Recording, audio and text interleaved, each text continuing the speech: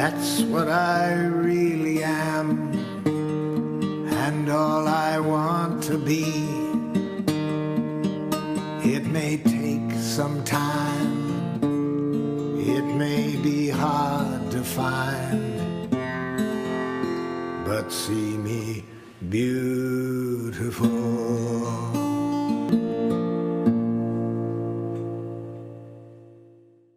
I saw Marshall in 1989 in Basel at the Conference for Peace, Justice, and Preservation of Creation.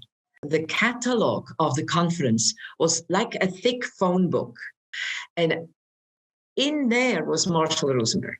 He had 3 different times. And in the first time, there were about 60 people. The next day, I went again. In a second one, there were about 120. And in a third time, which I went again, they had to open the doors, and people were sitting on the staircases that were leading up to the next store, and they were standing. Everybody was crowded in. People got it, that this guy is doing something. And I went to this first presentation of Marshall, and after he made an introduction of about 10 minutes, he said, I would like you to break down in groups of 3, and please imagine that you are in the street of Basel and you meet a veteran from the Second World War, and you are a part of our organization who doesn't want to have nuclear weapons. And he said, I'd like you to put into practice what I just told you in the last 10 minutes. So in our little group, we were making suggestions how we could do that. And we were, of course, defending our cause. So what people said, we would like you to trust more in what is happening now. We don't need all these weapons anymore. We can trust each other more. Or somebody else, and Marshall Rosenberg said, thank you, that's not what I meant. And then another one said, well, do you really want to have war? Isn't that enough what we saw in Japan, what happened in the Second World War? The Cold War is over. Try something new. Marshall said, thank you very much. That's not what I really meant. Of the 20 groups, 1 group he said, yes, that's what I meant. And we all looked at each other. We didn't understand even what he was saying. It was really difficult. I had to understand that I had to let go of my agenda. It's not about me being an activist in Basel in the roads and talking to another person about our thing. No, it was about connecting. Because I was so humbled. After all, I was a counselor. I've worked for 3 years with families, couples, and individuals. And here I am. I can't even do what he says. I have no idea. From then onward, I went to every presentation I could get my feet into. I thought, here I am, thinking that I know, and I don't even seem to be able to do what Marshall was asking of us, which was nothing else but empathy, or being open to listen. I got the idea, I don't have to talk about what I want or why we're here. I need to somehow connect. And as a stranger to another stranger, to make a connection. And how to do that? Just to get into a conversation. And to this day, I'm surprised how difficult that was for me. to calm down, not about my cause, has nothing to do, don't have to do anything, just be there and hear what the other person is saying and hear it and understand it, really understand it, not left-handed, not left brain, but from the heart. That's what the person is living in that world. So there's a name that will come up over again. Anyone who looks deeply into Marshall's and NVC history, Annie Muller. She was involved with what some people call a spiritual work group or meditation group that I was involved with. This was about which was significantly before 1985. And in fact, it was in the 70s still, I think.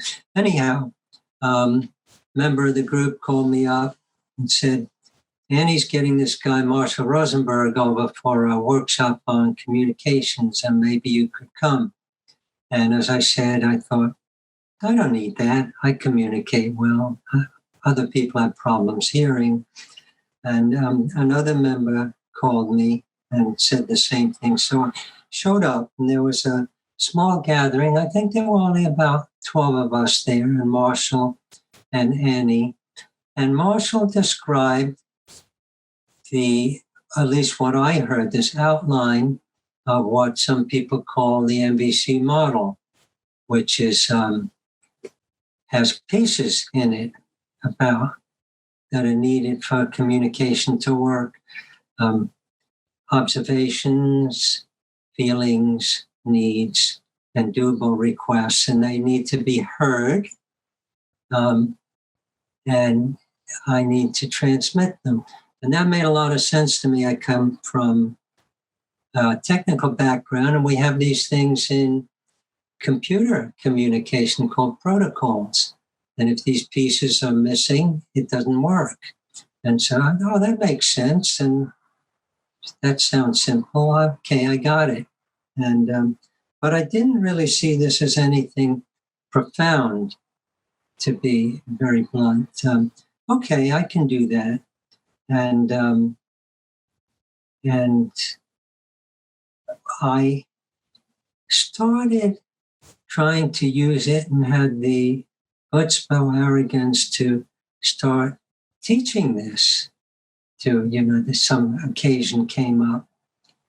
And I got the surface of it very quickly to the point that someone was impressed about what I could communicate. But it took quite a while for me to realize that this was asking for a profound shift in intention. And I just progressively fell on my face and had some epiphany moments where I realized what this wasn't, and some real positive experiences. So I slowly evolved into it. As I said to a friend of mine, someone on the forum, Niels, we discussed how we got involved. And I said, so you got involved through the heart, and I got involved through the head. But the head took me to the heart eventually. First impression of Marshall, as we were all crowded in Annie's living room, we were sitting on the floor on the couches and really crowded in. Marshall was kind of slow speaking, wearing, I think, one of his old looking sweaters. And my impression is that he never and wasn't trying to impress anyone. He wasn't pushing anything. He was just talking, and he was just speaking. If I can try to get it, he spoke with a presence. I think that's what is the best way to say it. He spoke with his authenticity, and there was a presence, a passion behind him that he felt so strongly about, and he wanted to offer it. In 1980, my former husband moved back to Switzerland. He had been offered a position there, and he wanted me to go, and I did not want to go. So in summer, we all went for a vacation, and my son stayed there for a few months, supposedly. But he never came back. I could have guessed that, but I didn't. So I had a lot of pain about losing my son. He was 15 and a half. And I had a daughter. I have a daughter also who lives here. And I told Marshall about this, and I was in a lot of pain. And I said, I feel very bad and very guilty because I did not go. And Martin lives now in Switzerland, and I did not go there to live there. And Marshall said, no, very firmly. You feel, your son feels bad because not of what you did, but because of what he needed, and that his need was not met. That shook up the whole of my concept. And I just dropped this guilt and pain. That was unforgettable. And soon after, I started getting involved and going to Holley's classes and working with Declocow, and I got hooked, really hooked. I was marriage family therapist, and I also realized that therapy was a totally different story using NVC, and that I was tired of hearing all the sad stories and the misery. But if I could go to what possibly was their need and their feelings, that made it so more rewarding, more simple, more just totally different. Because he touched something so basic that I didn't even learn when I went to school for my degree, the need part. That was fresh and basic and very, very important. I had not learned that in my training. People had not come from that aspect, from that road. And there was a need for it, a hunger for it. It was July of 1985. And I went to Chicago to a humanistic psychology conference. I didn't have any intention of going to the education program that morning. And my feet walked me into it because the title was How to Get What You Want Without Feeling Sorry for It Later.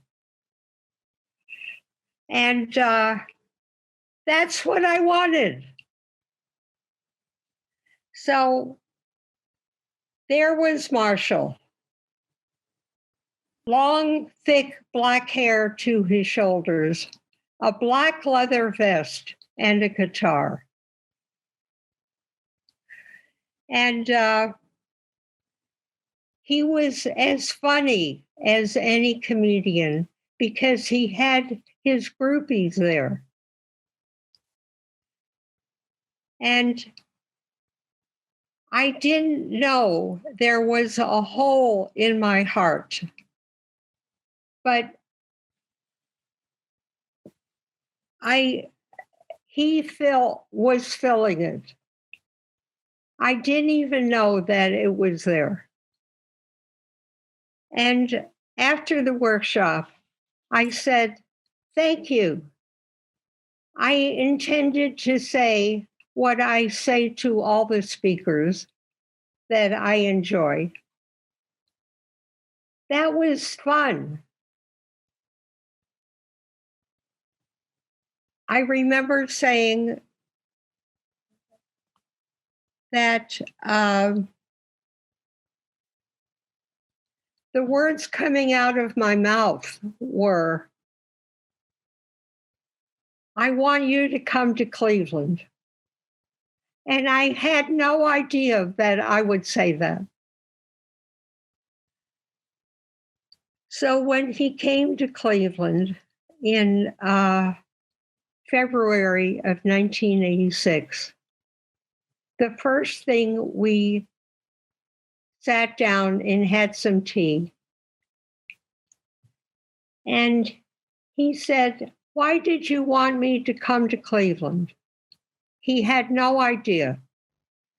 And I said, "Cleveland needs you, and I need you."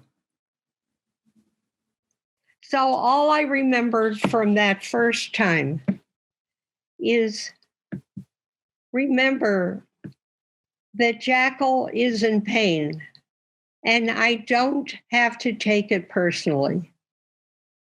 So that was as much as I could take in. But the rest of it went into my body. Before I saw Marshall, I met Kim Allison, who studied with Marshall at Washington University. And I was an executive director of an organization, and she was also an executive director, and we shared an office. And I liked the way she spoke. I liked the way she communicated. And I said, what are you doing? Because you're doing something that I'd like, but I have no idea what it is. And then she told me about this guy she met, Marshall, and she took one class from him in social work at the social work school at Washington University. And after that, she took every class she could from him. And then once she finished, she followed him around. And she said, "And by the way, he's coming to the Bay Area. Do you want to go see him?" And I said, "Absolutely." And I was getting ready for a cross-country bicycle trip with my then partner on a tandem bicycle, and our communication was anything less than stellar. So I said, "Oh my God, we have to go to this." So when I said to him, "Would you go?" And he said, "No." And I said, "Well, hey, how about if," I was bargaining with him, "how about if we ride our bicycles and get in shape for this trip and ride the 25 miles to Belmont where the workshop is? And then when we do that, then you can just go to the workshop." And he said yes, but he didn't mean it. So when the alarm clock went off, he turned it off unbeknownst to me, and we woke up like 2 hours late, but he still insisted on riding the bicycle. So we got on the bicycle, and there's steam like fuming almost from my head. I was so pissed off. And we got to the workshop, and Marshall pulls out these puppets. And I thought, oh my God, what is a grown man about my age now doing with these puppets? And he pulls these puppets out and he starts role playing what happened on the bicycle. And I thought, God, was he there? How did he know? Like what we said, down to the expletives even. It was amazing. And I think in that moment, what I learned when he started playing us is that it wasn't about right and wrong.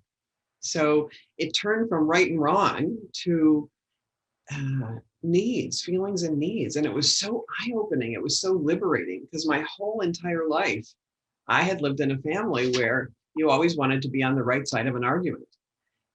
And so it was huge liberation for me. That moment was hugely liberating. And from that, I said, I have to have this in my life. He talked about how it's all about needs. And so when I realized that it was all about needs and it wasn't about right and wrong, that was, I think, my moment of liberation, that I could let go of every argument being a place to try to win or not to lose. So that was hugely satisfying. And I thought, how do I do that? I really want to connect more with that. And I realized that my partner, it was just about his needs. And he had, at that moment, his needs were obviously the same, since we all share the same needs. But in that moment, it was a big light bulb that went off. I met him 1987 at a seminar in Switzerland. And what hooked me, what was touching me was really how emotionally I got involved right on. I had been participating in various programs in the spiritual field. And it was as everything there was coming from the outside. And I was sitting, waiting to be enlightened. But here it was going straight into my own heart. and checking what was going on in me. So it was more coming from the inside out instead of coming from the outside and go in. And as I just mentioned, the emotional touch was very, very strong. I didn't understand the 4-step model at all in the beginning. It was more like, as I gradually started to understand the values that the model was based upon, I got even more excited because there was so much that I had been thinking about in relationships and my own inner life that was confirmed. So I went kind of, yeah, this is it. Yeah, this is it. Yes. Oh, that is possible. And that was such a relief to be in a setting where all of that could be confirmed and also expressed. And that made me wanting to learn the steps. So it was really Marsha's personality that got me hooked from the very beginning. The first workshop that he held was in March of 1973 in St. Louis, Missouri, and that was my introduction to him. And there is a backstory for how I got there. The story is that I was in an all-day therapy group. And in the group, we started by having every person go around the circle and saying why they were there. The first person, I was the next to the last person in the group. The first person started, and it was a woman. I had never met her before. She said whatever she said. And then each person was saying something very self-disclosing, of course, because that's what the group was about. But as each person spoke, this first person made a comment about what each subsequent person said. And I heard her comment as being highly judgmental or critical. So that someone would say something very self-disclosing, and then she would say something, a comment on it, which was degrading, at least in my view, which was pejorative, at least in my view, it was. So that I got, as the circle went around, I got angrier and angrier and angrier at her for what I saw as her judgmentalness. But when it came to me, I didn't know what to say because I didn't know how to say my anger without being judgmental of her. If I had said it, I would have said something like, "Excuse me, lady, you're about the most judgmental person I've ever met." And I knew that that would immediately do the very thing that I was so deeply offended by. And that sent me looking for who knew what to do about this. And then I went on a search. I first met Marshall in December of 1972. And in that time, I had only met one other thinker, Thomas Gordon, who had an idea of how to do this. And Marshall's approach was very similar to Gordon's approach. They were the first people ever to show me a way that I could translate a judgment that I was having of the other person. And both Gordon and Marshall gave me a way to do that. Marshall in a little bit more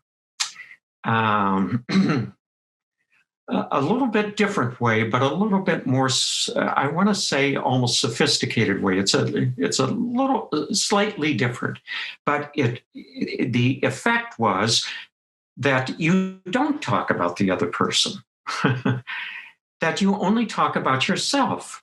You talk about the other person only to say what it is that they did.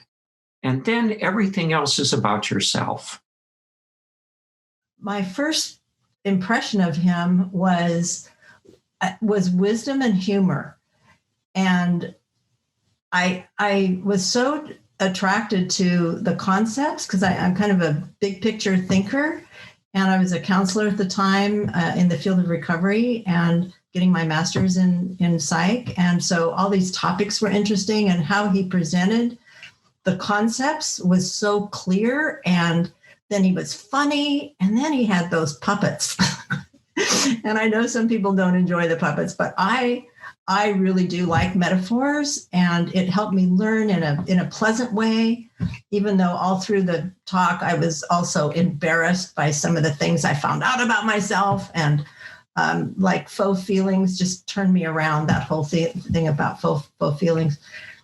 And so I got hooked on all those things and all those aspects. And I also knew in my soul that I could share this. Like I said, I was already working with groups and, in that field of sharing and supporting people in their growth and learning along with them. And this gave me all of that. I got to learn for myself, and I got to share what I knew and help others. And it was a slam dunk.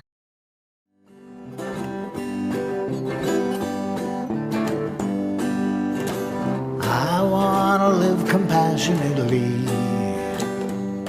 at each and every opportunity. I want to give away the love that's mine to give. I want to live compassionately.